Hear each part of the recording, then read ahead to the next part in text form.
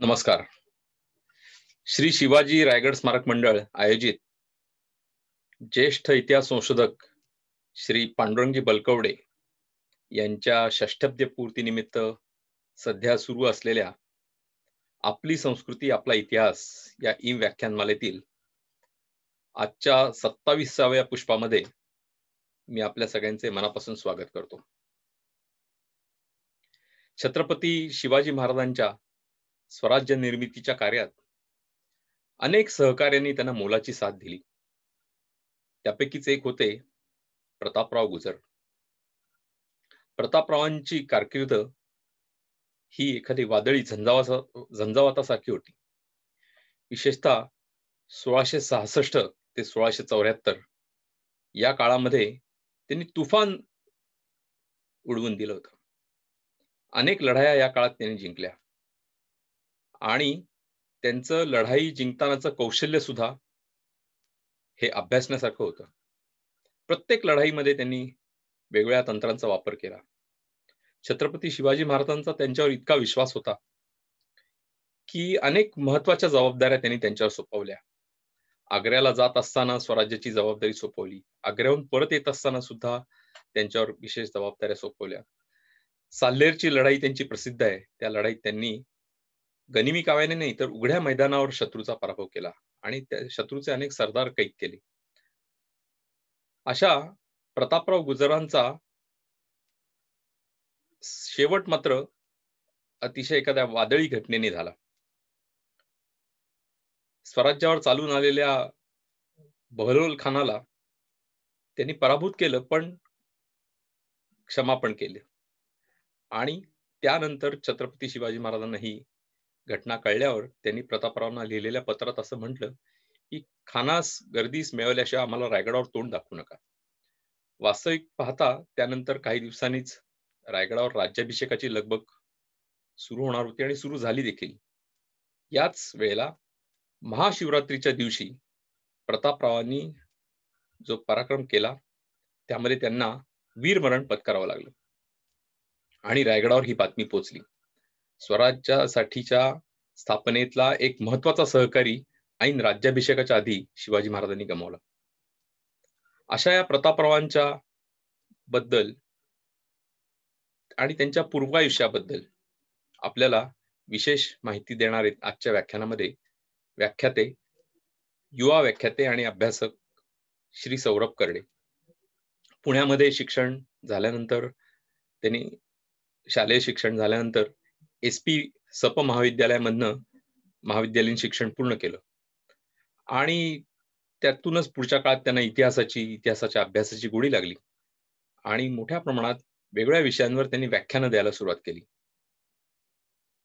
शिवचरित्र असेल, शिवरायांचा 8वा प्रताप असेल, शिवबा ते शिवराय असेल, धर्मवीर शंभूराजे असतील, हिंदवी स्वराज्याचे शिलेदार म्हणजे महाराजांचे वेगवेगळे साथीदार असतील, स्वराज्याचे सेनापती, अशा वेगवेगळ्या विषयांवर त्यांनी व्याख्यानं द्यायला सुरुवात केली. आणि अतिशय चांगला अभ्यास आणि त्याबरोबरच कविभूषणासारख्या एखाद्या कवीचे छंद देखील त्यांना मुखोद्गत आहेत. यामुळे श्रोत्यांना मंत्रमुग्ध करून सोडतात सौरभ. अशा या सौरभजींनी अनेक पुस्तकं पण लिहायला सुरुवात केली.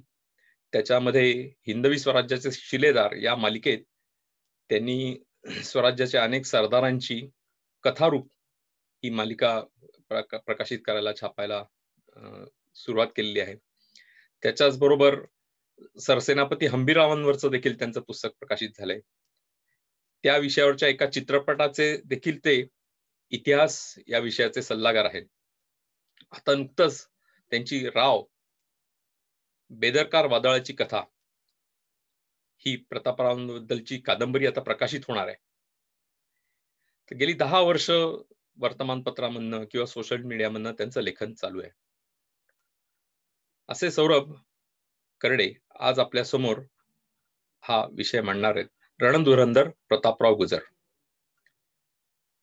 सौरभजींनी महाराष्ट्राबरोबरच बाहेर म्हणजे कोलकाता असेल बंगालमध्ये किंवा गुजरात असेल, कर्नाटक असेल, गोवा असेल, अशा अनेक ठिकाणी जाऊन व्याख्यानं दिलेली आहेत. आणि अतिशय प्रभावी वक्ते म्हणून ते सर्वदूर सुपरिचित आहेत. तेव्हा आजच्या या व्याख्यानासाठी सौरभजींनी आपल्यासमोर रणधुरंधर प्रतापराव गुजर हा विषय मांडावा अशी मी त्यांना विनंती करतो. हे व्याख्यान देण्यासाठी आज ते आपल्याकडे आले याबद्दल सर्वप्रथम त्यांचे स्वागत करतो, आभारही मानतो आणि त्यांनी आपल्या व्याख्यानाला प्रारंभ करावा अशी त्यांना विनंती करतो. धन्यवाद. नमस्कार. श्री शिवाजी रायगड स्मारक मंडळ, आपली संस्कृती आपला इतिहास या एका व्याख्यानमालेमध्ये आपण आज या ठिकाणी या माध्यमातून भेटत आहोत. ज्येष्ठ इतिहास संशोधक आणि गाडे अभ्यासक संशोधक आदरणीय पांडुरंगरावजी बलकवडे यांच्या षष्ठीपूर्ती निमित्त ही व्याख्यानमाला या ठिकाणी घेण्यात आलेली आहे. आणि मी आज तुमच्या समोर आहे ते एका महान योद्ध्याचं स्मरण करून देण्यासाठी. खरं तर आपण प्रत्येकाने अगदी बालपणापासून एक गाणं, एक गीत ज्यांच्या आयुष्यावरती ऐकलेलं आहे. त्या गीताचे शब्द असेत: म्यानातून उसळे तलवारीची पात, वेडात मराठे वीर दौडले सात, दगडावर दिसतील अजूनही तेथल्या टापा, ओढ्यात तरंगे अजूनही रंग रक्ताचा, क्षितिजावर उठतो अजूनही मेघ मातीचा, अद्याप वीराणी कुणी वाऱ्यावर गात, वेडात मराठे वीर दौडले सात. खालून आगवर आग आग बाजूनी, समशेर उसळली सहस्त्र क्रूर इमानी, गर्दीत लोपले सात जीव ते मानी, खग सात जळाले अभिमानी वणव्यात, वेडात मराठे वीर दौडले सात, वीर दौडले सात. या पहिल्या दोन कडव्यातच तुमच्या समोर सारं चित्र उभं राहिलं असेल की मी पुढची काही मिनिट जे बोलणार आहे ते कोणाच्या जीवनावरती बोलणार आहे, कोणाच्या आयुष्यावरती बोलणार आहे. काय शब्द आहे? समशेर उसळली सहस्त्र क्रूरती मानी, गर्दीत लोपले सात जीव ते मानी. सात, अवघे 7 स्वार ज्यावेळी 1674 साली महाशिवरात्रीला 24 फेब्रुवारीच्या दिवशी गनिमाच्या गर्दीत शिरतात आणि लढता लढता त्या ठिकाणी त्यांचं बलिदान होतं. तो दिवस सह्याद्रीपासून समुद्रापर्यंत आणि 12 मावळातल्या प्रत्येक घराघरातल्या माणसाच्या अंगावरती शहारा आणणारा हा प्रसंग, ज्यांच्या जीवनावरती अवलंबून आहेत, त्या कथेचे जे नायक आहेत ते सरनोबत प्रतापराव गुजर. शिवाजी राजांच्या राजकीय कारकिर्दीमध्ये अनेक शिलेदार, अनेक सरदार, अनेक योद्धे, अनेक खतरनाक सेनापती, ज्यांनी ज्यांनी इतिहास घडवला, इतिहास रचला, रक्त सांडलं, योगदान दिलं, बलिदानही दिलं, अशा ज्या ज्या माणसांची नावं स्वर्णाक्षरांनी इतिहासामध्ये नोंद केलेली आहे त्यांच्यापैकी अग्रक्रमांकाचं नाव गुजर. खर तर मी जी ही कविता म्हटली, ही कविवर्य कुसुमाग्रजांची कविता. आपल्याला प्रतापराव गुजर त्या कवितेपुरते एस्टॅब्लिश झालेले आहेत सगळ्यांसमोर की 7 जण गेले. पण या व्यतिरिक्त सुद्धा सरनोबत प्रतापराव गुजर हे जे नाव आहे, या नावाभोवती इतिहासातल्या त्या दिवसांपासून आजपर्यंत अद्यापही वलय आहे. त्यांचा पराक्रम या शेवटच्या कथेपेक्षा सुद्धा त्यांनी आयुष्यात त्यांच्या सेनापती पदाच्या, त्यांच्या सरनोबत पदाच्या कारकिर्दीमध्ये ज्या पद्धतीनं झुंज दिली, ज्या पद्धतीनं योजना केल्या, ज्या पद्धतीनं स्वराज्याचं रक्षण केलं, ज्या पद्धतीनं त्यांनी शत्रूला अंगावरती घेतलं, लढाईचं काही नवतंत्र त्यांनी आपल्या समोर आणलं, त्या अनेक कथा या आपल्याला बघायच्या आहेत. प्रतापराव गुजर हे नाव शिवाजी महाराजांच्या इतिहासात, शिवाजी महाराजांच्या आयुष्यात कधीही न झाकता येईल असं नाव आहे. म्हणजे प्रतापराव गुजर यांच्यावरती बोलायचं झालं तर एक व्याख्यानमाला घ्यावी लागेल, इतका त्यांचा इतिहास, त्यांच्या एक एक युद्धाचा इतिहास, त्यांच्या एक एक आयुष्यातल्या प्रसंगांचा इतिहास हा मोठा आहे. आज आपण काही निवडक त्यातले प्रसंग बघणार आहोत. म्हणजे खरं तर प्रतापरावांच्या आयुष्याची सुरुवात ही इतिहासामध्ये आढळते की ते राजगडचे तटसरनोबत होते. खर तर हे सगळं गुजर कुटुंब जे आहे ते साताऱ्यामध्ये खटाव तालुक्यात भोसरे नावाचं गाव आहे. त्या भोसरे गावातल्या गुजरांचं हे कुटुंब. आजही त्या भोसरे गावामध्ये गुजर मंडळी आहेत आणि त्यांचा वाडा आहे. त्यांचं छोटस स्मारकही प्रतापरावांचं त्या ठिकाणी आहे. तिथली ही मंडळी. प्रतापराव ह्या किताब आहे, ह्या सरनोबताचं, या शिलेदाराचं खरं नाव आहे कडतोजी. आणि हे जे कडतोजी आहेत हे राजगडावरती तटसरनोबत होते.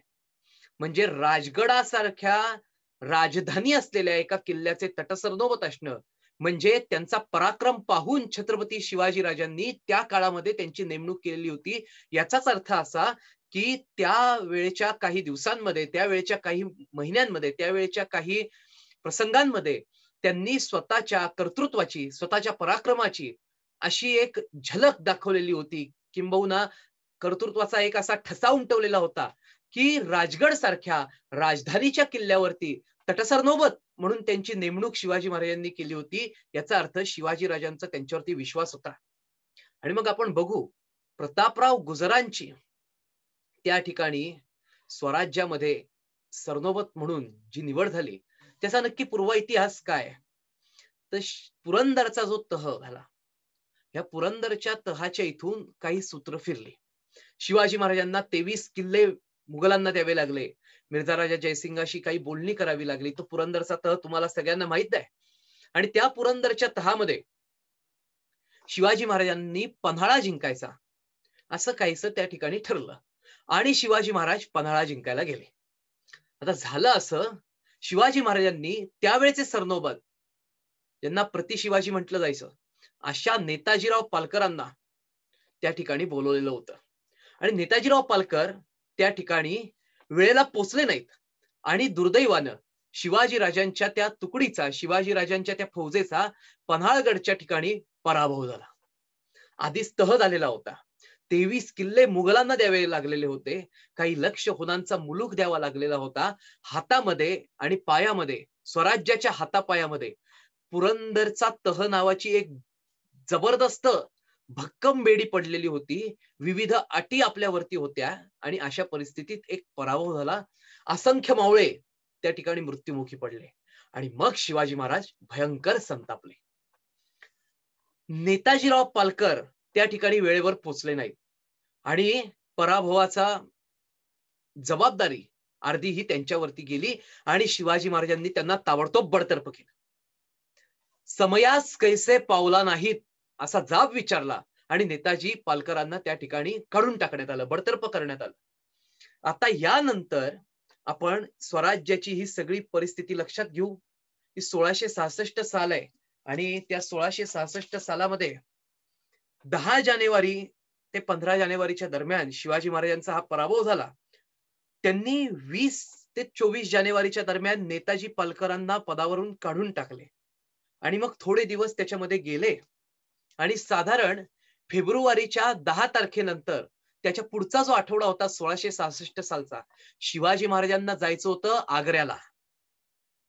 आता ज्यावेळी स्वतः शिवाजी महाराज आग्र्याला जाणार आहेत औरंगजेबाच्या भेटीला, अशा वेळी स्वराज्यातले अर्धे किल्ले हे मुघलांना दिलेले आहेत.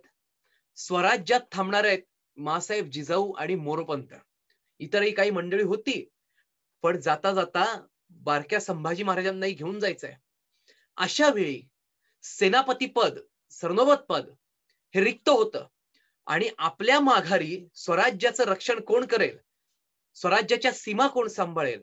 आपण दिल्लीला गेलेलो असताना, आपण आग्र्याला गेलेलो असताना इकडे असलेल्या आदिलशहा किंवा पोर्तुगीज, इंग्रज यांच्यापैकी कोण जर का स्वराज्यावर चालून आलं तर जबरदस्त झुंजार त्यांना रोखून धरेल. अशा पद्धतीचं एक नेतृत्व सेनापती पदावरती बसवणं आवश्यक होतं.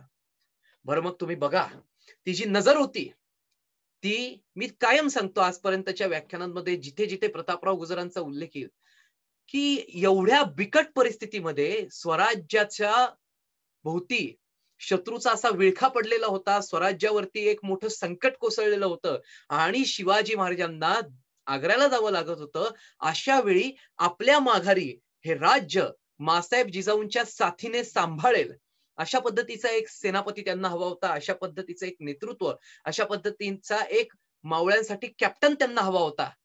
आणि मग ती शिवाजी राजांची जी नजर आहे, आता आपण हा विचार करू की शिवाजी महाराजांची नजर म्हणजे तानाजींपासून बाजीप्रभूंपर्यंत, बाजी पासलकरांपासून कान्होजी जेद्यांपर्यंत, येसाजी कंकांपासून बाजी सर्जेराव जेद्यांपर्यंत किंवा मुरारबाजींपासून पार अण्णाजी दत्तो असतील, मोरोपंत पिंगळे असतील, बाळाजी आवाजी असतील, प्रल्हाद निराजी असतील, यासारख्या सर्व मंडळींना शोधून वेचून काढून स्वराज्य मार्गामध्ये आणणारी ही शिवाजी महाराजांची नजर आहे. मग अशा नजरेतनं स्वराज्याला गरज असताना ते स्वराज्य खंबीरपणे सांभाळेल असा एक मावळा, असा एक शिलेदार, असा एक सरदार त्यांना हवा होता.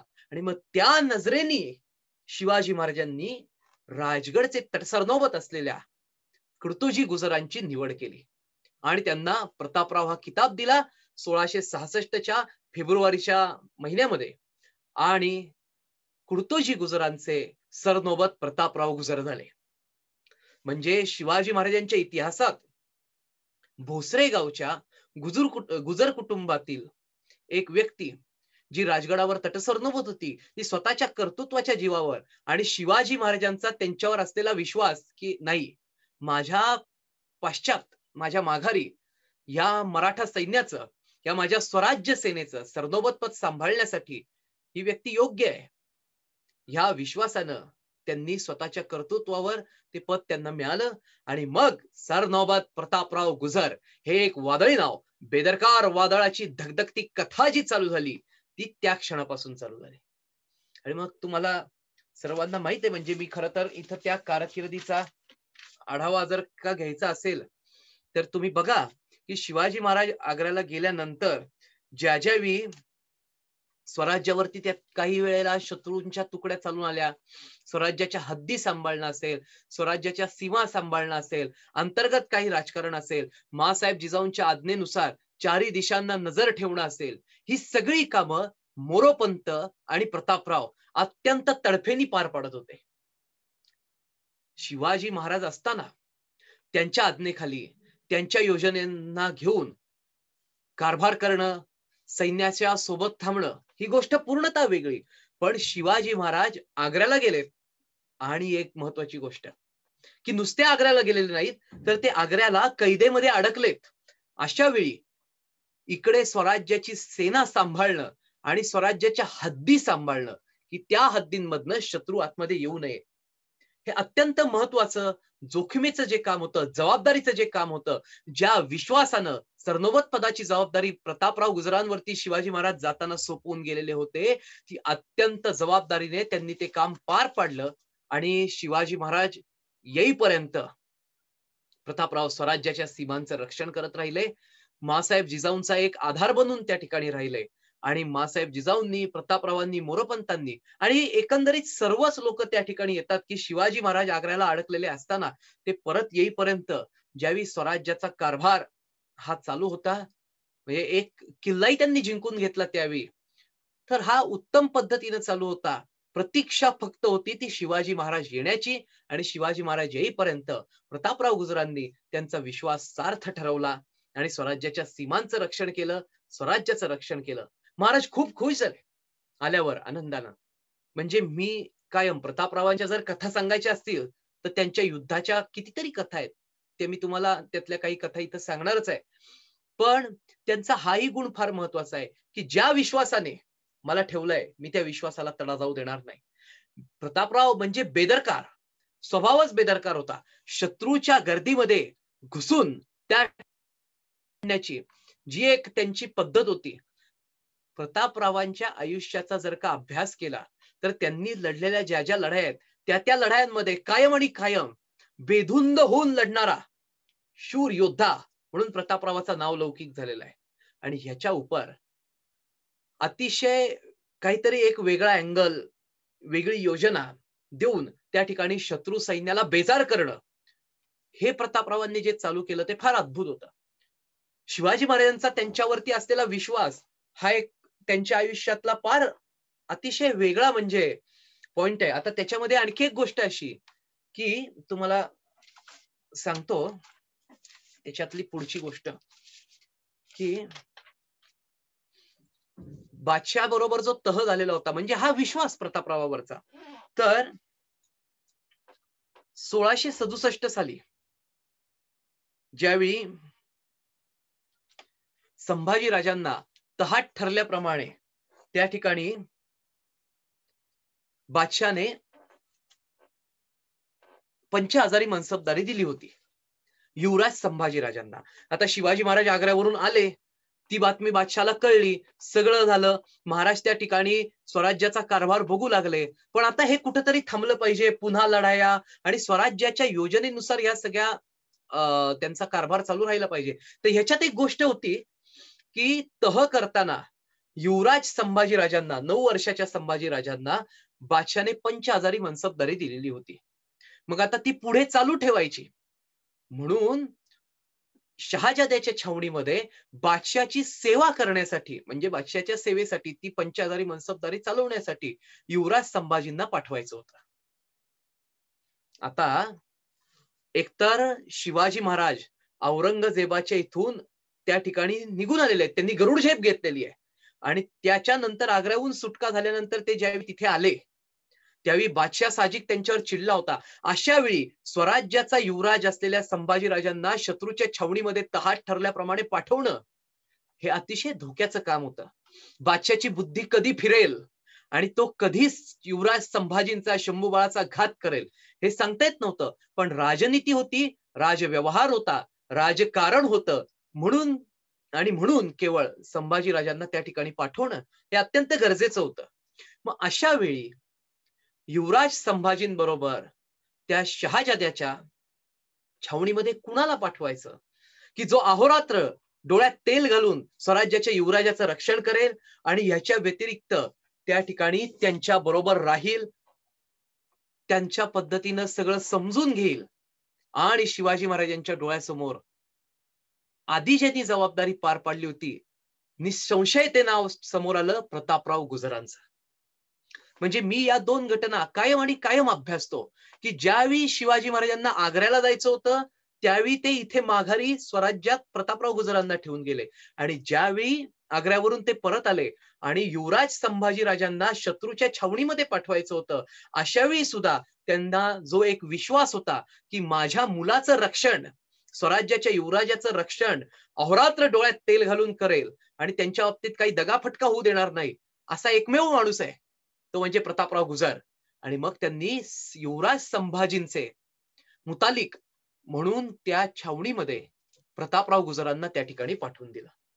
म्हणजे प्रतापरावांच्या आयुष्यातल्या लढाया, प्रतापरावांचे झुंजारपण याच्या व्यतिरिक्त हा किती मोठा भाग आहे की छत्रपतींसारखा एक राज्य कारभारामध्ये विलक्षण तरबेज असलेला राजा, असा राजा हिंदुस्थानमध्ये पुन्हा झाला नाही आणि होणारही नाही. इतका एकदम विलक्षण ज्याची राज्य कारभारावर पकड आहे, दूरदृष्टी आहे, खऱ्या अर्थानं सर्व बाबतीतला जाणता राजा, हा स्वतःची आई आणि स्वतःचा मुलगा अशा कौटुंबिक विषयात सुद्धा विश्वासार्हतेने ज्या माणसाला ठेवतो म्हणजेच काय की प्रतापरावांवर विश्वास किती आहे, भरोसा किती आहे आणि तो त्या लायक आहे. आणि मग प्रतापराव गुजर त्या ठिकाणी त्या छावणीमध्ये राहिले. जवळजवळ पुढची 1.5-2 वर्ष ते त्या छावणीमध्ये त्यांच्यासोबत होते आणि त्यानंतर एक दिवस त्या ठिकाणी नेहमीप्रमाणेच घडलं. आणि तुम्हाला सांगतो हे निघून कधी आले की साधारण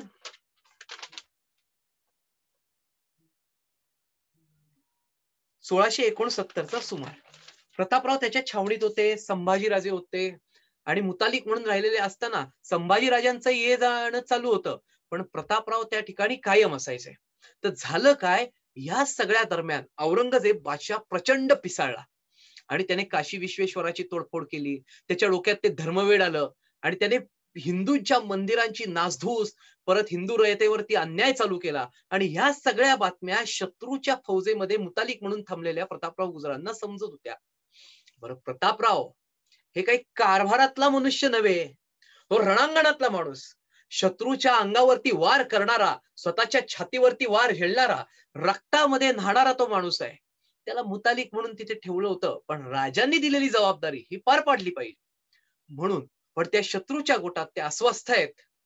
त्यांना रोज बातम्या कळतायत, आज काय झालं, आज काशी विश्वेश्वर फुटला, उद्या काय झालं, उद्या ते मंदिर फुटलं, परवा काय झालं, इथे इथे हिंदू नागरिकांची कत्तल झाली, हिंदूंना छळलं, हा कर लादला, हे केलं ते केलं, आणि तो अस्वस्थ होत आहेत. आणि एक दिवस शहाजाद्याने त्यांना बोलवून घेतलं. काय झालं होतं, औरंगजेब बादशाला हे सगळं माहित होतं की शिवाजीचा सरनोबत हा त्या छावणीमध्ये, अजून दोघं होते. त्याने एक हुकूम पाठवला शहाजाद्याला की त्या दोघांना ताबडतोब कैद करा आणि घेऊन या. औरंगजेबाने अशीच घटना नेताजी पालकरांच्या बाबतीत केलेली होती की नेताजी पालकर मुघलांच्या छावणीमध्ये मिर्झा राजांकडे नोकरीला असताना त्यांनी त्यांना धरायला लावलं आणि त्यांना पाठवून मुसलमान केलं.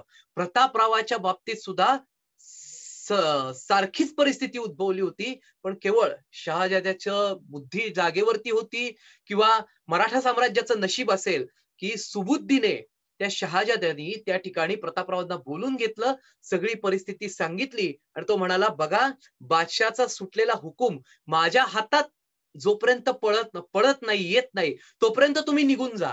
एकदा का तो हुकूम माझ्या हातामध्ये आला तर मला तुम्हाला कैद करावं लागेल. हे प्रतापरावांना कळलं आणि 2 दिवसाच्या आत प्रतापरावांनी ती छावणी सोडली आणि पुन्हा एकदा प्रतापराव स्वतःच्या स्वराज्यामध्ये आले, शिवाजीराजांच्या समोर आले, पुन्हा त्या राजगडावरती आले, सह्याद्रीमध्ये आले.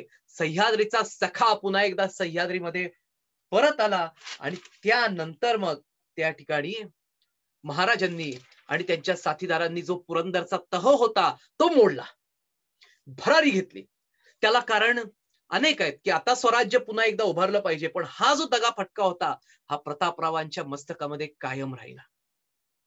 त्यांच्या आयुष्याची कारकीर्द ही अशी पुढे सरकत होती. आणि मग पुरंदरचा तह मोडल्यानंतर चारी बाजूला जे मराठ्यांचं सैन्य शिरलं, त्याच्यामध्ये मी तुम्हाला सांगतो की मराठ्यांच्या फौजा ज्या चारी दिशांना सुटल्या, 12 मावळात, कोकणात सगळीकडे आदेश निघाले.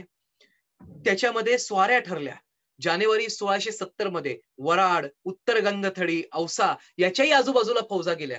त्या फौजांमध्ये प्रतापराव होते, सरनोबत होते, ते त्यांच्या आदेशाने फौजा सुटत होत्या.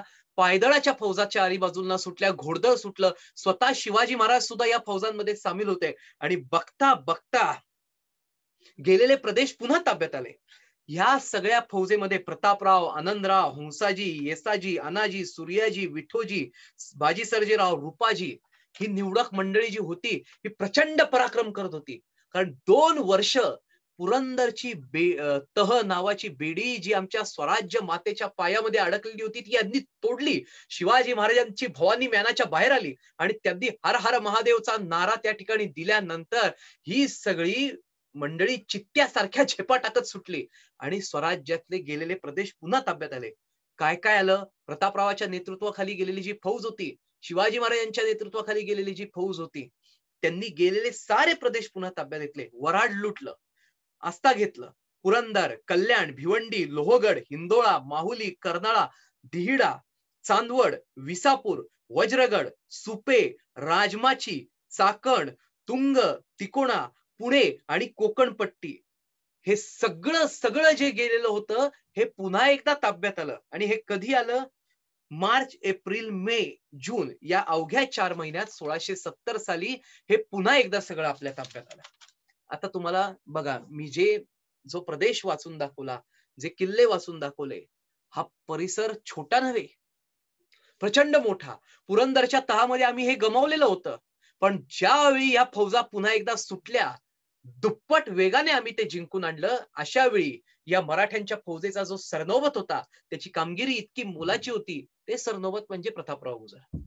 सैन्यावरती ताबा ठेवणं, सैन्याला आदेश देणं, शिवाजी महाराज आणि सैन्य यांच्या मधली भूमिका निभावणं, शिवाजी महाराजांच्या मनात असलेली स्वारी यशस्वी करणं, सैन्य वेळेवरती पोहोचवणं, सैन्यावर नियंत्रण असणं, सैन्याच्या वेगवेगळ्या तुकड्या करणं, त्या तुकड्या वेगवेगळ्या मार्गांनी ठरलेल्या वेळेमध्ये योग्य त्या ठिकाणी पोहोचवणं, कुणाला अंगावर घेणं, कुणाच्या अंगावरती जाणं, एखादा मुलूक जाळणं, लुटणं, एखादा मुलूक ताब्यात घेणं, नुसतं मुलूक ताब्यात घेणं नव्हे, तर त्या ताब्यात घेतलेल्या मुलुखावर, त्या प्रदेशावरती नियंत्रण ठेवणं, तिथे कारभार लावणं आणि मग पुढे स्वारी करणं, एवढी सगळी कामं या अवघ्या 4 महिन्यामध्ये 1670च्या या ठिकाणी प्रतापराव गुजर या अत्यंत खंबीर सेनानींनी, खतरनाक सेनानींनी त्या ठिकाणी यशस्वीरित्या करून दाखवलेली आहे. त्यांच्या आयुष्यातला जो पुढचा प्रसंग घडला तो म्हणजे सुरतेची लढाई. शिवाजी महाराज सुरतेला गेले होते, त्यावेळी प्रतापराव त्यांच्या सोबत होते. आघाडीची जी फौज होती सुरतेची, ती तटाच्या समोर त्यांनी झोडपली, पार सुरत लुटून आणली. पण सुरतेवरून येताना त्या ठिकाणी त्यांच्या आयुष्यात एक जो युद्धाचा प्रसंग घडला, खर तर हा जो पुढचा काळ आहे, इथून पुढचा ते त्यांच्या मृत्यूपर्यंत, हा प्रचंड धामधुमीचा आणि युद्धाचा काळ आहे. म्हणजे खर तर प्रतापराव गुजर हा लढवय्या सेनानी काय, ही इथून पुढची प्रत्येक वर्ष अभ्यास केला तर आपल्याला समजून येतं. आता तुम्ही बघा, ज्यावेळी सुरतेत लुटलेली संपत्ती घेऊन ते परत येत होते, त्यावेळी इस्खलास खान नावाचा बादशाचा सरदार, त्याला कळलं की आता काय आपलं खरं नाही, आणि तो इस्खलास खान असेल, दाऊद खान कुरेशी असेल, सुरत लुटली, 53 लाखाची धनदौलत त्यांनी जमा केली आणि ते परत येत होते. अशा वेळी दाऊद खान कुरेशी, त्याच्यासोबत इस्खलास खान वगैरे सगळेजण त्या ठिकाणी ऑक्टोबर 1670 ला 16 ऑक्टोबर 1670च्या दिवशी ते त्या ठिकाणी त्यांना आडवे आले. आता ही लढाई झाली कांचनबारीच्या इथे. शिवाजी महाराज येत आहेत स्वराज्याकडे आणि तो अर्ध्या वाटेवरती थांबलाय, दाऊद खान कुरेशी. त्याच्यासोबत ते इस्खलास खान आहेत, बरेच जण आहेत. म्हणजे असं झालं, शिवाजी महाराजांची स्वराज्यात जायची वाट मुघलांनी अडवली आणि मुघलांच्या वर सरकायच्या वाटेवरनं शिवाजी महाराज आतमध्ये येत होते. आता त्या कांचनबारीच्या इथं, त्या दिंडोरीच्या अलीकडे तुफान युद्ध पेटणार याची जाणीव प्रत्येकाला झाली. अशा वेळी काय झालं, बहिर्जी नाईक म्हटले की मी संपत्ती घेऊन त्या ठिकाणी पुढे जातो. अशा वेळी बहिर्जी नाईक म्हटले की मी संपत्ती घेऊन त्या ठिकाणी पुढे जातो आणि बाकीचा आपण लढा देऊ. तर शिवाजी महाराज स्वतः होते. शिवाजी महाराजही म्हटले ठीक आहे. आता बघा, एवढी मोठी संपत्ती घेऊन महाराज परत येत आहेत. अशा वेळी महाराजांबरोबर कोण आहे? प्रतापराव आहे, बहिर्जी नाईक आहेत, आनंद मकाजी भोसला आहे, योद्धे त्यांच्या सोबत आहेत. तर शिवाजी महाराज म्हटले ठीक आहे, या मुघलांना आता जर मस्ती आली या दाऊद खान कुरेशीला, तर मी सुद्धा स्वतः या ठिकाणी रणात थांबतो. आपण काय करायचं ते निदान करून या ठिकाणी भांडू आणि लढा देऊ. आता हे पाहिल्यावर बहिर्जी नाईक संपत्ती घेऊन पुढे सरकले आणि शिवाजी महाराज त्या ठिकाणी त्या घाटाच्या इथं थांबले. दाऊद खान कुरेशीने काय केलं, वर्ण इस्खलास खानाला पुढे पाठवलं आणि त्या ठिकाणी प्रचंड लढाईला तोंड फुटलं. भयंकर लढाई चालू झाली. शिवाजी महाराजांचं काही पायदळ आणि उरलेलं घोडदळ यांनी भयंकर धुरळा उठवला. त्या दिंडोरीच्या इथं रणतांडव मांडलं. अवघा हलकल्लोळ झाला. प्रतापरावांनी, आनंदरावांनी, महाराजांनी त्या ठिकाणी अक्षरशः धिंगाणा चालू केला. मराठ्यांच्या तलवारी ह्या त्या ठिकाणी ऐन रणांगणामध्ये ताता ताता ताता करायला लागल्या.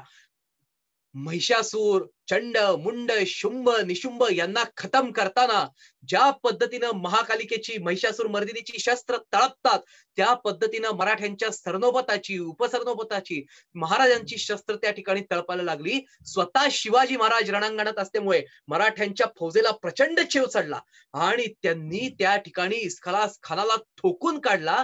वर पुढे पुढे सरकत जात त्यांनी मुघलांचा तोफखानाही बंद पाडला. भयंकर रणतांडव झालं. अशी लढाई आजपर्यंत घडलेली नव्हती.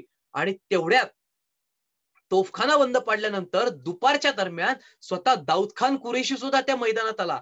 पण ज्या तडफेनी आणि ज्या जोमानी मराठे त्या ठिकाणी झुंजत होते, ती तडफ, तो जोम, ती ताकद त्यालाही आवरली नाही. त्याचाही पराभव झाला. बुक्तर घुगी अंगात चढून पट्टा पान हातामध्ये घेऊन स्वतः छत्रपती शिवाजी महाराज लढत होते.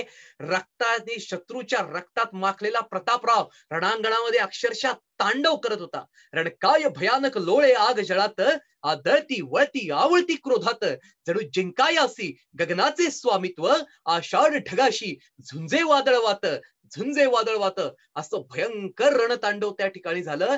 आणि प्रतापराव, आनंदराव आणि स्वतः शिवाजी महाराज यांच्या पराक्रमानं मराठ्यांचा त्या ठिकाणी प्रचंड मोठा विजय झाला.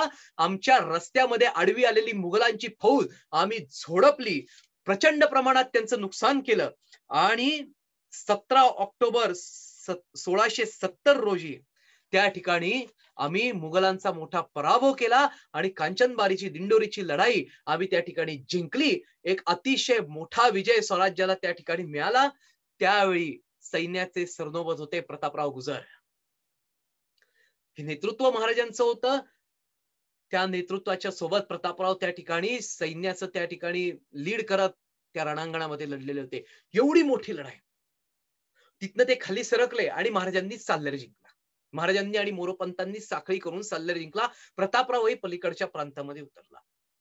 ऐन रणांगणामध्ये शत्रूच्या गर्दीत घुसून तांडव कसं मांडायचं हे प्रतापरावाकडनं मराठ्यांची तरुण पिढी शिकत होती. म्हणजे मी तर कायम आनंदानं सांगतो की आनंद मकाजी असेल किंवा पुढे तुकोजी वरखडे असतील, नागोजी जेधे असेल, ही जी सगळी तरुण मुलं त्या ठिकाणी होती, धनाजी जाधव असेल, म्हाळोजी घोरपडे असतील, हंसाजी मोहिते असतील, ही जी सगळी मंडळी जी पुढच्या काळामध्ये जी तयार झाली, जी तडफेनी लढली, ते सगळे प्रतापरावांच्या या नेतृत्वाखाली तयार झाले. बेदरकारपणे शत्रूच्या ऐन गंडस्थळावर धडक द्यायचं जे सामर्थ्य प्रतापरावानं मराठ्यांच्या तुकडीमध्ये, घोडदळामध्ये निर्माण केलं, ते सामर्थ्य अतिशय जबरदस्त होतं. ही झाली वणी दिंडोरीची लढाई. त्याच्यानंतर प्रतापराव गुजरांच्या आयुष्यातली गाजलेली आणि अतिशय मोलाची लढाई, ज्या लढाईनं त्या ठिकाणी हिंदुस्थानच्या इतिहासामध्ये फार मोठा इतिहास घडवला, ती लढाई म्हणजे साल्हेरची. आता काय आहे, साल्हेरची लढाई हाच मुळात 2 तासाचा विषय आहे. पण काय होतं ही साल्हेरची लढाई नक्की? तर महाराजांनी साल्हेरचा किल्ला जिंकला. साल्हेर सारखा अतिप्रचंड किल्ला जिंकल्यानंतर औरंगजेबाला एक नवीनच जखम झाली आणि त्यानं त्या ठिकाणी दिलेर खान आणि बहादूर खान ही जी 2 मंडळी होती, या 2 मंडळींना, म्हणजे दिलेर खानही स्वराज्याचं नुकसान करायला आलेला होता आणि दिलेर खान हा अतिशय क्रूर, दिलेर खानाचा पूर्व इतिहास तुम्हाला सगळ्यांना माहिती आहे. आमचे योद्धे मुरारबाजी देशपांडे यांच्या कंठात बाण मारणारा हा दिलेर खान आणि बहादूर खान हा औरंगजेबाचा त्या ठिकाणी दूध भाऊ. दिलेर खान आणि बहादूर खान प्रचंड मोठ्या फौजा घेऊन त्या ठिकाणी थांबलेले होते. त्यांना बादशाची पत्र आली आणि त्यांना झापलेलं होतं त्या दोघांना. साल्हेर सारखा किल्ला तुमच्या डोळ्यात देखत मराठ्यांनी जिंकला, तुम्हाला लाज नाही का वाटत? अशा पद्धतीचे त्यांना झापलेलं होतं. वास्तविक हे दक्षिणेतले सरदार बादशासाठी कायम प्रयत्न करायचे, पण मराठे त्यांना वेळोवेळी झोडून काढायचे. याला ते तरी काय करणार? आणि होय, प्रतापरावांनी, छत्रपती शिवाजी महाराजांनी आमच्या मनामध्ये, आमच्या मावळ्यांच्या मनामध्ये अशा पद्धतीचा एक विश्वास निर्माण केलेला होता की नाही, आपली फौज कमी असेल तरी चालेल, पण आपण बळवून काढू शकतो. झुंजायचं, जिद्दीने झुंजायचं, ताकदीने झुंजायचं, हिमतीने झुंजायचं, हार मानायची नाही. आणि त्यामुळं काय झालं होतं, दिलेर खान असेल, बहादूर खान असेल, दाऊद खान कुरेशी असेल, इखलास खान असेल, यांच्यासारखी जी मंडळी प्रचंड मोठमोठ्या सेना घेऊन दक्षिणेत उतरायची ना, त्यांच्या सैन्याचा काही उपयोग व्हायचा नाही, त्यांच्या साहित्याचा काही उपयोग व्हायचा नाही. त्यांना मिळायचा फक्त आणि फक्त मार, तो मराठ्यांकडनं. झालं असंच की पावसाळा होईपर्यंत हे सगळे त्या ठिकाणी शांत बसले आणि पावसाळा संपल्यानंतर दिलेर खान मोठी फौज घेऊन बागलाणात घुसला आणि म्हणजे त्यांनी इतके प्रचंड अत्याचार केले की पुरंदरच्या तहाच्या अगोदर दिलेर खानाने केलेला जो विध्वंस होता तो फिका पडायला लागला. असे अत्याचार दिलेर खानाने बागलाण परिसरामध्ये केले आणि या सगळ्या बातम्या शिवाजी महाराजांना समजत होत्या. अशा वेळी दिलेर खानाने बागलाण, मी सांगतो, नाशिक, अप्पर कोकण, पुणे आणि भीमथडी या ठिकाणी फौजा पाठवल्या. म्हणजे काय झालं, काही वर्षांनी पुन्हा एकदा स्वराज्यावर चारही दिशांनी आक्रमण आलं. आणि या व्यतिरिक्त औरंगजेब बादशाला खुश करण्यासाठी त्या ठिकाणी दिलेर खानाने बाकीच्या लोकांच्या मदतीने. मग हे बाकीचे कोण होते? इखलास खान मियाना होता, मुहकम सिंग चंदावत होता, अमरसिंह होता आणि इतर 50 सरदार होते मुघलांचे. छोटे मोठे सरदार होते. अशा जवळजवळ 60,000 फौजेनिशी साल्हेरच्या किल्ल्याला वेढा घातला. आता मी ही लढाई का सांगतोय? मला कांचनबारीची लढाई खुलवून सांगता आली असती, मला प्रतापरावांच्या आयुष्यातली जी शेवटची लढाई आहे उमराणीची, ती खुलवून सांगता येईल.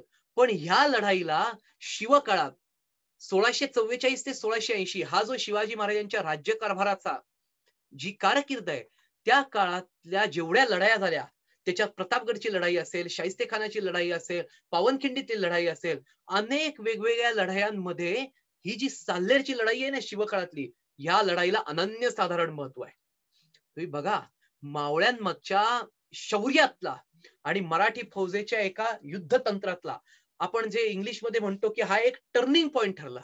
60,000 फौज साल्हेरच्या किल्ल्याला वेढा घालून बसली. काय झालं? एवढी मोठी संख्या प्रथमच एखाद्या किल्ल्याला वेढा घालून बसली होती. हा साल्हेरचा किल्ला हा मुघलांच्या अस्मितेचा विषय बनला, कारण बादशाने स्वतः याच्यात लक्ष घातलं होतं. आता 60,000ची फौज जर का साल्हेरला वेढा घालतेय, तर शिवाजी महाराजही या ठिकाणी संतापले. महाराजांनी ठरवलं की एवढी मोठी संख्या असेल आणि ते जर आपल्याला त्या ठिकाणी चेतावणी देत असतील, तर माझा साल्हेर माझ्यापाशी राहिला पाहिजे. आणि मग त्या 60,000 फौजेविरुद्ध जाऊन तो वेढा मोडून काढेल, अशा पद्धतीची त्या ठिकाणी रणनीती आखावी लागणार. आता काय झालं? साल्हेर जिंकणं हा मुघलांच्या अस्मितेचा प्रश्न झाला आणि साल्हेर माझ्याकडे राखणं हा शिवाजी महाराजांच्या आणि स्वराज्याच्या अस्मितेचा प्रश्न झाला. आणि दोन्ही सत्तांचं लक्ष आणि केंद्रबिंदू हा साल्हेर बनला. साल्हेरवर जी मराठ्यांची फौज होती ती थोडी होती, पण साल्हेरच्या भोवती जे हिरवं संकट पसरलं हे 60,000चं होतं. 60,000चं बळ असलेला हिरवा कालिया ह्या साल्हेरला गिळण्यासाठी साल्हेरच्या भोवती वेटोळ घालून बसलेला होता.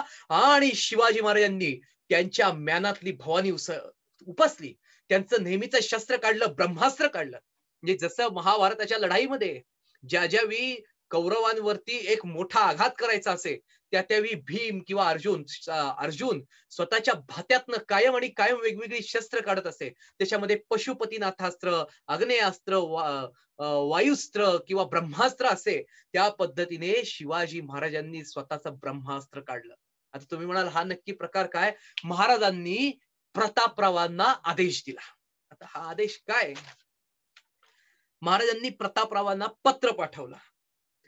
काय म्हणतात शिवाजी महाराज? तुम्ही लष्कर घेऊन सीताबीने वर घाटे साल्हेरीस जाऊन खानावरी छापा घालून खानास मारून चालवणे, कोकणातून मोरोपंत येतील, तुम्ही वरगाठी येणे, दुतर्फा चालून घेऊन गनिमास गर्दीस मिळवणे.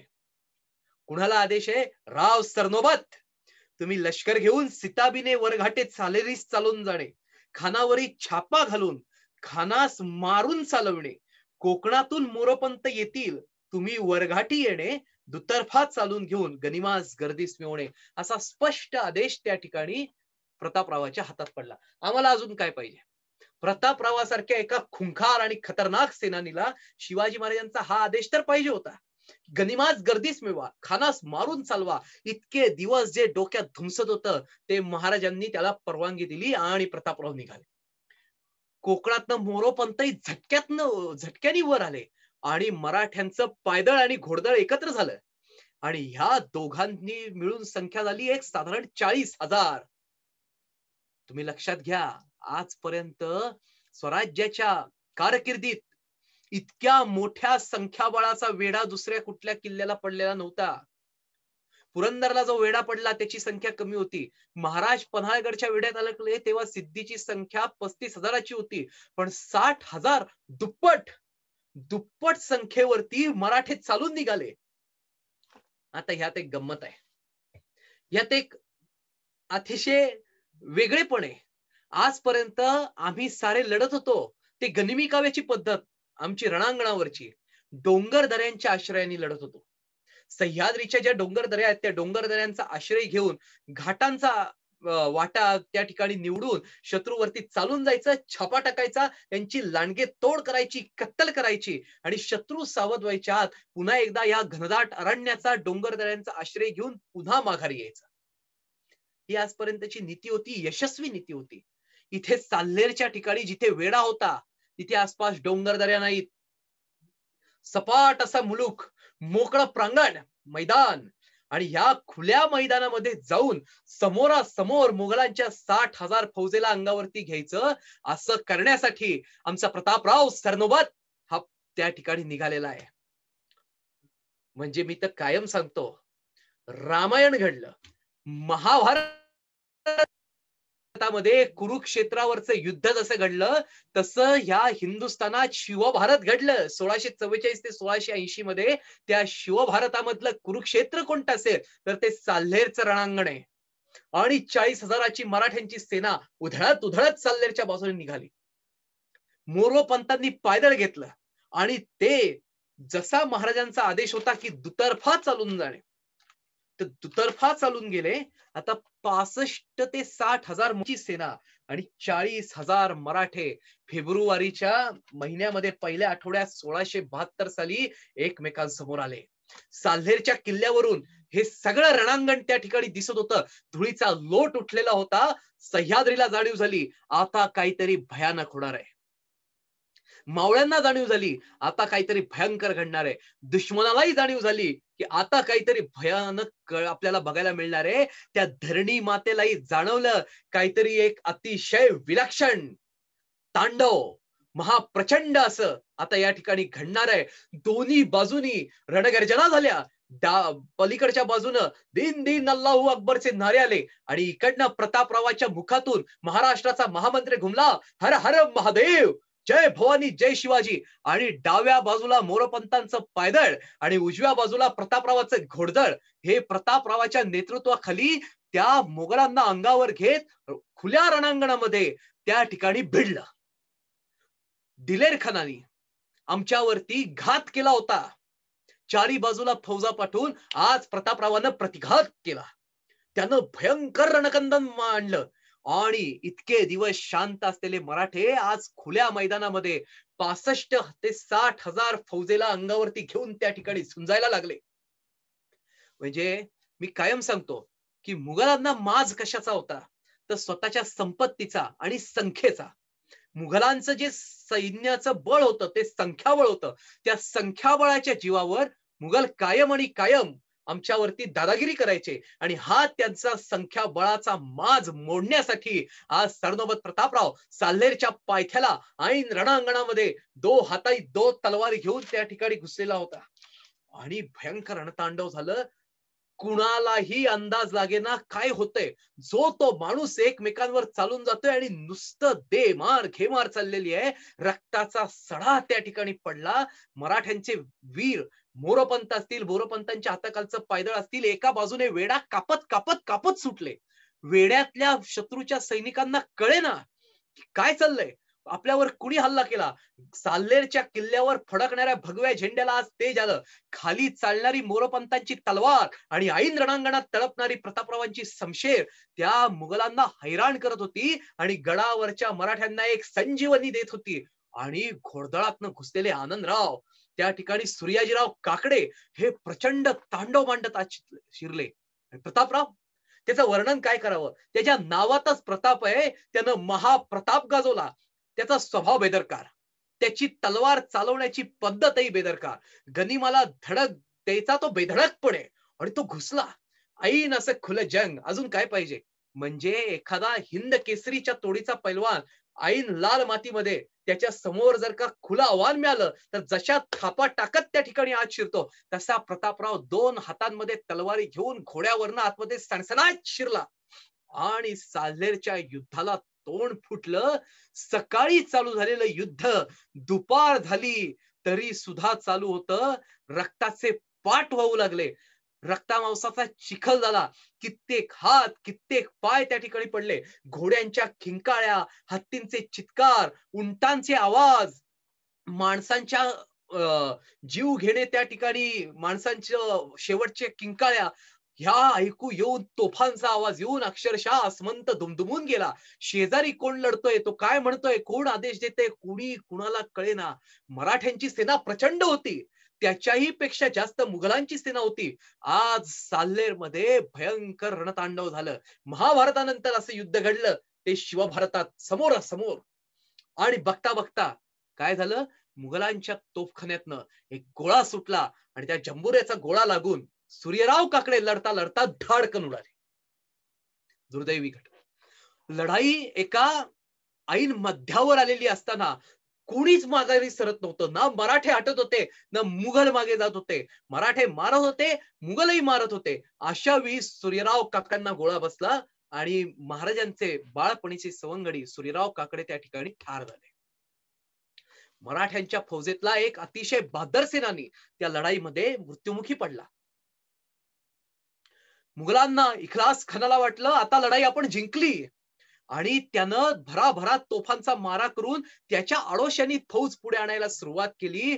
पण पुढच्या काही क्षणामध्ये भयंकर हलकल्लोळ उसळला. इखलास खानाचा खासा खासा त्याला वार केले, तो जखमी झाला, त्याला त्या ठिकाणी पाडलं. प्रतापराव हातात पट्टे घेऊन त्या ठिकाणी आतमध्ये शिरला. सगळ्यांनी भयंकर शर्थ केली. काय सांगू, आज सांगायला सुद्धा या ठिकाणी अभिमान वाटतो की 65,000 वरती असलेल्या मुघलांच्या सैन्याचा आम्ही काही वेळामध्ये प्रचंड पराभव केला आणि मुघलांची सेना नेहमीप्रमाणे पळत सुटली आणि महाराजांच्या जीवलगांनी साल्हेरचं महारणांगण महायुद्ध फत्ते केलं. गडावरचा भगवा झेंडा आनंदाने सळसळला. त्या ठिकाणी म्हणतात ना, हर हर हर हर महादेव हा घोष नभी दुमदुमला रे, भर भर भर भर वीर मावळा रणांगणावर शिरला रे, थर थर थर थर थर थर शत्रू भीतीने थरथरला रे, सप सप सप सप वार तयाला तलवारीचा बसला रे, फड फड फड फड भगवा झेंडा आसमानाला भिडला रे, आसमानाला भिडला रे. साल्हेरचं रणांगण, साल्हेरचं महायुद्ध प्रतापरावाच्या नेतृत्वाखाली मराठ्यांनी जिंकलं. आणि या युद्धाचे परिणाम तुम्हाला सांगू काय झालं नक्की साल्हेरच्या रणांगणामध्ये. त्या ठिकाणी साल्हेरच्या रणांगणाचा किती मोठा परिणाम हा मराठ्यांच्या इतिहासावरती झाला, तर साल्हेरच्या लढाईमुळे शिवाजी महाराजांना जो विजय मिळाला त्याच्यामध्ये 27 सरदार मुघलांचे धरून आणले. 2,500 ते 3,000 उंट आम्हाला सापडले.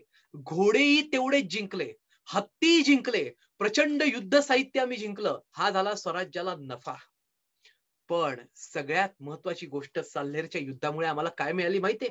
शिवाजी महाराजांना आनंद झाला, आम्ही मोठं युद्ध जिंकलं, साल्हेरचा वेढा उठला. या सगळ्या गोष्टी बाजूला जाऊ दे, पण सरनोबत प्रतापराव गुजराच्या नेतृत्वाखाली झालेल्या या युद्धामध्ये एक गोष्ट तुम्हाला, मला, तुमच्या माझ्या पूर्वजांना काय मिळाली? एक जबरदस्त मोठा आत्मविश्वास. आता तुम्ही म्हणाल म्हणजे काय? म्हणजे असं की आजपर्यंत मी जसं सुरुवातीला सांगितलं, आम्ही डोंगरदऱ्यांच्या आश्रयाने मोगलांना झोडपायचो, शत्रूला झोडपायचो. खुल्या मैदानामध्ये एवढी मोठी मुघलांची फौज अंगावर आजपर्यंत आम्ही कधी घेतलेली नव्हती. पण साल्हेरच्या युद्धात 60 ते 65 हजारी मुघलांचं संख्याबळ अंगावर घेऊन मैदानामध्ये त्यांना झोडपलं. त्याच्यामुळे आमचा जो आत्मविश्वास उंचावला की आता आम्ही आजपर्यंत मुघलांचे सरदार मारत होतो, मुघलांच्या विरुद्ध गनिमी कावा करत होतो, लढत होतो, डोंगर दऱ्यांमध्ये शिरून त्यांचा पराभव करत होतो. पण साल्हेरच्या युद्धानंतर आफ्टर साल्हेर काय झालं? आम्ही आता खुल्या मैदानात सुद्धा मोघलांना झोडू शकतो, गनिमांना ठोकू शकतो आणि विजयी होऊ शकतो. हा एक नवा आत्मविश्वास, ही एक नवी उमेद, ही एक नवी जिद्द ही स्वराज्याला मिळाली. आणि त्याला कारण ठरले आमचे सरनोबत प्रतापराव गुजर महाराजांचा केवळ एक आदेश, वर घाटीत चालून जा, सितापीने चालून जा आणि गनिमाज गर्दीस मिळवा. बस एका आदेशानंतर एवढ्या हजारांची सेना कापून काढली. बरं, अजून एक गंमत काय माहिती या लढाईची, की मोगलांचे सरदार मारले ही गोष्ट ठीक आहे, पण 27 सरदार धरून आणले, हे किती लांछनास्पद गोष्ट आहे मोगलांसाठी. तुम्ही आमच्या एक सूर्यराव काकड्यांना मारलं, आम्ही तुमचं अख्खं रणांगण मारलं, बेचिराग करून टाकलं. गुडगा गुडगा रक्ताचा चिखल साठला, करदूम करदूम माजला. घारी गिधाड पुढचे काही आठवडे त्या ठिकाणी फिरत होती. साल्हेरच्या रणभूमीच्या काही कोस आसपास सुद्धा लोक फिरकली नाहीत. इतकं भयंकर तोफखान्याचं नुकसान केलं. त्यांचे उंट, हत्ती, घोडे तर आणलेच, प्रचंड संपत्ती आणली आणि ह्याच्याशिवाय विजय आणला, आत्मविश्वास आणला आणि मोगलांचे 27 सरदार पकडून त्यांची उरली सुरली आबरू सुद्धा आम्ही घेऊन आलो. साल्हेरच्या पराभवाचे परिणाम मुघलांच्या साम्राज्यावर इतके झाले की त्याची दखल थेट दिल्लीत बसलेल्या औरंगजेबाने घेतली आणि त्याने दिलेर खानाला आणि बहादूर खानाला छापलं. त्या पत्राच्या सुरुवातीच्या ओळी आहेत, त्या साल्हेरच्या लढाईत तुम्ही मेला का नाहीत, तुम्ही मेला का नाहीत. वास्तविक ते नव्हते, पण तुमच्या डोळ्या देखत माझ्या मुघल सल्तनतीच्या फौजेची इतकी हानी होत असता तुम्ही शांत कसे बसलात.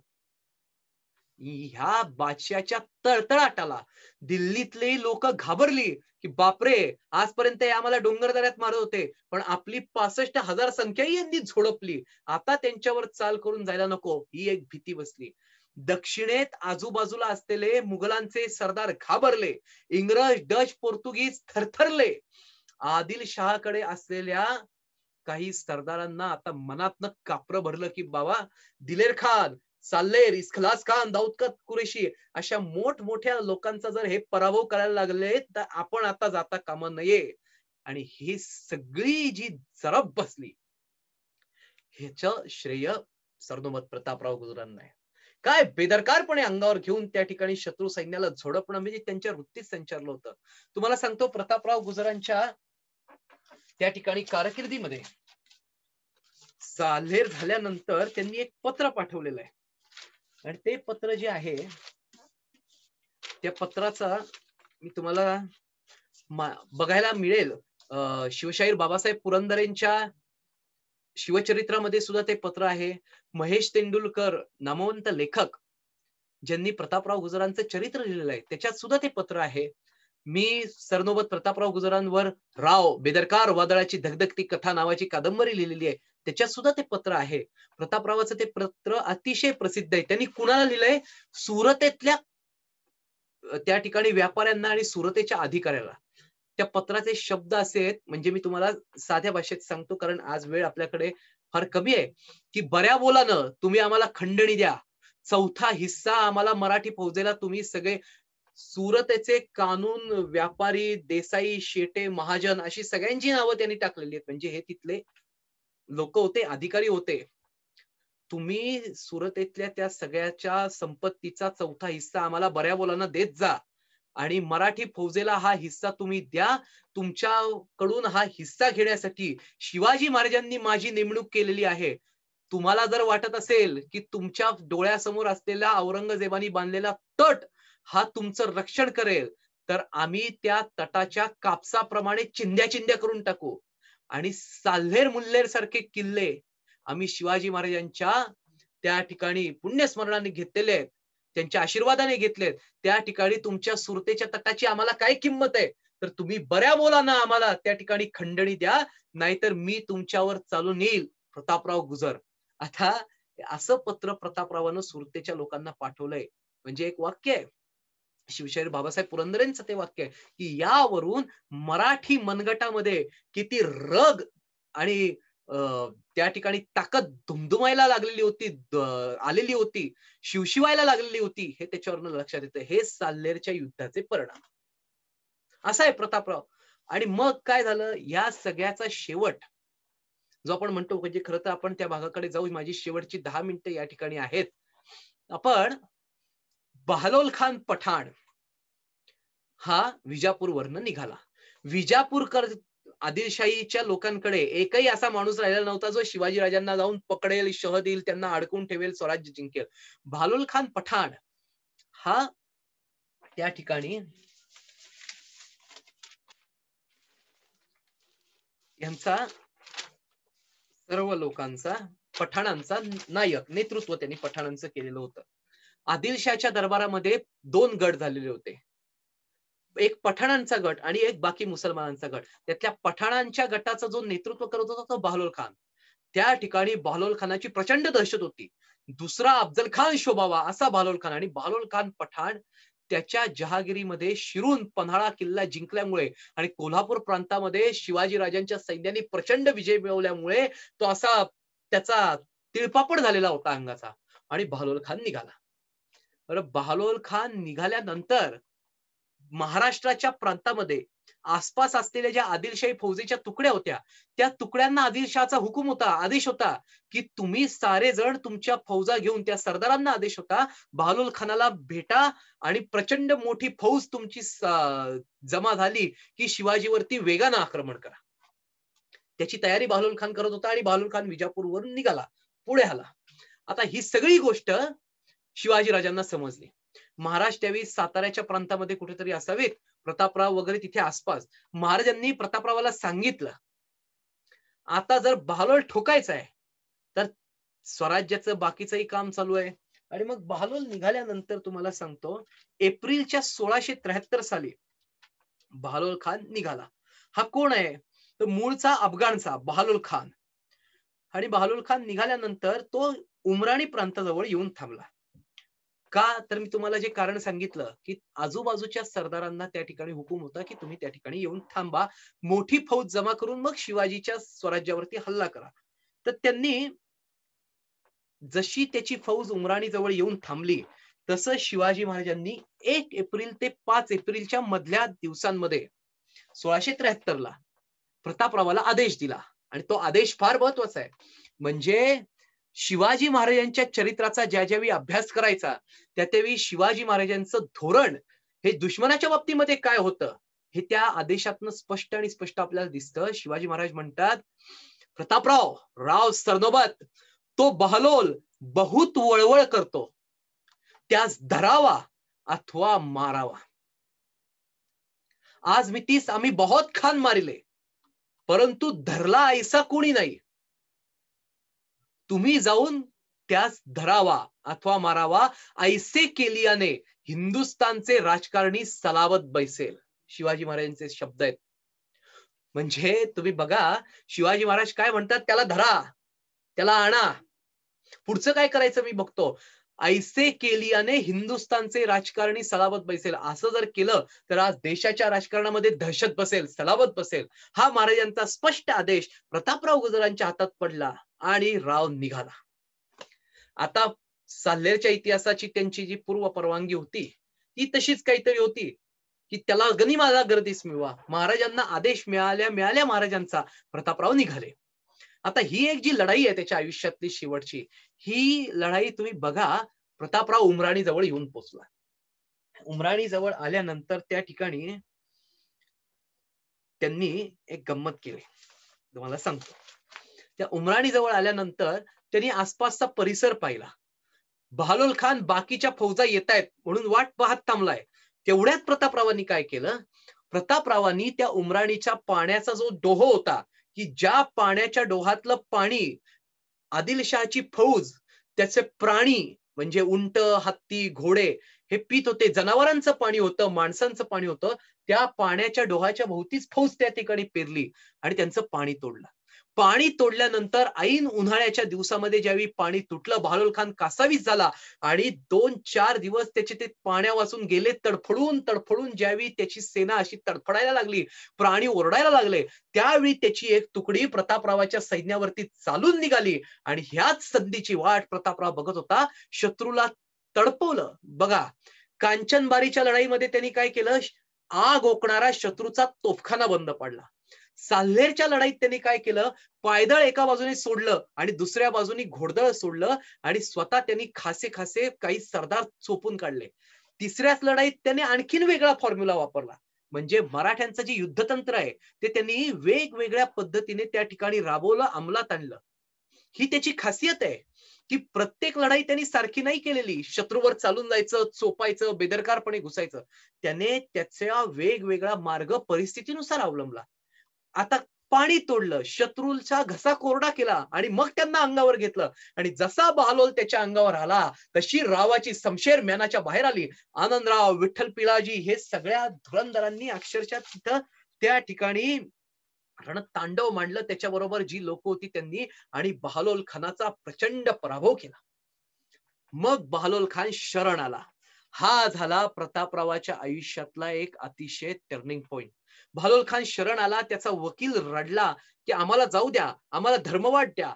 आणि काय झालं कसं झालं माहित नाही, पण प्रतापरावासारख्या एका अत्यंत बेदरकार, खतरनाक, खुंखार सेनापतीनी त्या ठिकाणी, म्हणजे मी तर कायम सांगतो की प्रतापराव हा युद्धातला माणूस, त्याला राजकारण, त्याला त्या फळावरचे काम किंवा त्याला राजनीती ह्याच्यापेक्षा रणांगण हे त्याला प्रिय होतं. महाराजांचा त्याला आदेश होता की त्यास धरावा. पण रावानी त्याची अवस्था पाहिली आणि कुठून त्याच्या मनामध्ये दयेचा पाझर फुटला माहित नाही, पण दुर्दैव तुमचं माझं स्वराज्याच्या फौजेचं, आणि प्रतापरावांनी त्याला सोडून दिलं. एवढा हाताशी आलेला खान, बहालोल खान पठाण, पण त्याला सोडला. आणि महाराज संतापले. महाराज संतापले आणि प्रतापरावाला ताबडतोब दुसरं पत्र गेलं. सल्ला काय निमित्त केलात? हुकूम होता त्यास धरावा. तुम्ही सोडलात, केलीत केवळ शिपाईगिरी. तो पुन्हा स्वराज्यावर येईल, शेतीवाडी उद्ध्वस्त करेल. यास जबाबदार कोण? राव. यास जबाबदार तुम्ही. आपण स्वराज्याचे राखणदार, ऐसी केलीत राखण. आणि शब्द रावाच्या जिवारी लागले. आणि त्याने बहालोल खानाला जे सोडून दिला होता ना, ते सोडून दिल्यावर तो परत गेला नाही. तो जवळ थांबला, फौज जमवत. विषारी नागासारखा बहालोल खान उलटला आणि त्यानं फणा काढला स्वराज्यावर. आणि रावासारख्या एका बहादराच्या मनामध्ये ही गोष्ट राहिली. या दरम्यान शिवाजी महाराजांचा राज्याभिषेक ठरला. 6 जून ज्येष्ठ शुद्ध त्रयोदशी शालिवाहन शके 1596 तारीख ठरली. आणि राज्याभिषेक जवळ येत होता. राजधानी सजत होती. राज्याभिषेकाचं वातावरण पसरलेलं होतं. शिवाजी महाराजांच्या राज्याभिषेकाला जे 8 अष्टप्रधान मंडळ नेमलेलं होतं, त्याच्यामध्ये प्रतापराव सेनापती होता. पण शिवाजी महाराजांच्या 7 प्रधान वरती असताना राव मात्र रायगडावर नव्हता. तो स्वराज्याच्या त्या भागामध्ये फिरत होता. त्यांनी त्या सगळ्यामध्ये चिडून महाराजांचं पत्र त्याला जे रागवलं होतं, म्हणजे तो लगेच नाही गेलाय, मध्ये काळ आहे. 1673 एप्रिल, मे, जून, जुलै, August, September, October, November, December ते जानेवारी पर्यंतचे जे पुढचे 10 महिने आहेत, या 10 महिन्यामध्ये त्याने काय केलं? बहालोल त्याच्या हाताला सापडला नाही, पण त्याने त्या रागामध्ये तो दक्षिणेत घुसला. त्याने विजापूरची, हुबळीची पेठ लुटली, इंग्रजांची वखार लुटली, पुरुषभर खणली. म्हणजे प्रतापराव तर प्रतापराव होता, त्याच्या तोडीचा दुसरा माणूस नाही. त्याने त्या रागात इंग्रजांची, हुबळीची वखार पुरुषभर खणली, प्रचंड लूट त्याने केली. त्याच्यानंतर दिसेल ती आदिलशाही ठाणी त्यांनी जाळली. तो रागात विध्वंस करत सुटला, धुमसत होता. धुमसता निखारा जसा असतो तसा रावाच्या मनात ते लागलेलं होतं. रावाच्या मनात लागलेलं होतं. आणि ह्या दरम्यान, नेमका फेब्रुवारी महिन्याच्या दरम्यान, बहालोल खान ती जमा झालेली मोठी प्रचंड फौज घेऊन पुन्हा स्वराज्यात शिरला. आणि ही बातमी शिवाजी महाराजांना समजली. आणि रायगडावरून पत्र आलं. तो वारंवार येतो, घडोघडी येतो, त्यास गर्दीस मिळवा, अन्यथा आम्हास रायगडावर तोंड दाखवू नका. शिवाजीराजांचे शब्द. महाराजांचं काय चुकलं? तो स्वराज्यावर सातत्याने येणारा माणूस, आणि तो तुमच्या हातून सुटलाय. आणि महाराज म्हटले, तो घडोघडी येतो, त्यास गर्दीस मिळवा, अन्यथा आम्हास रायगडावर तोंड दाखवू नका. प्रतापराव धुमसत होता. तो महाराजांच्या शब्दांनी नव्हे, तर बहालोल महाराजांवर त्याची प्रचंड निष्ठा होती. महाराजांसाठी स्वतःच्या छातीतलं काळीच काढून द्यावं, इतकी त्याची निष्ठा महाराजांवर होती. त्याला राग होता बहालोल खानाने जो त्याच्यावरती दाखवलेला दया बाजूला टाकून जो उलटला, त्याचा राग होता. आणि अशा वेळी महाशिवरात्रीचा दिवस, आणि महाशिवरात्रीला नेसरीची खिंड बहालोल खान ओलांडत असतानाच प्रतापरावाला बातमी समजली. आता तो कुठे होता, काय होता, पण त्याच्याबरोबर फक्त 6 स्वार होते.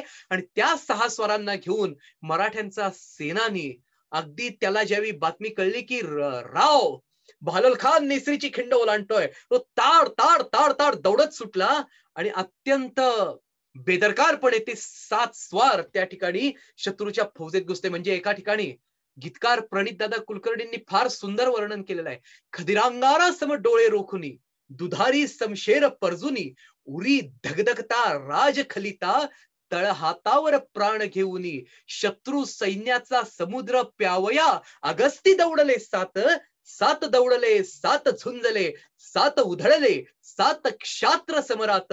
सात ही ताऱ्यातून उल्का पात. कडकड कडकड कडकड कडे दामिनी ही सात.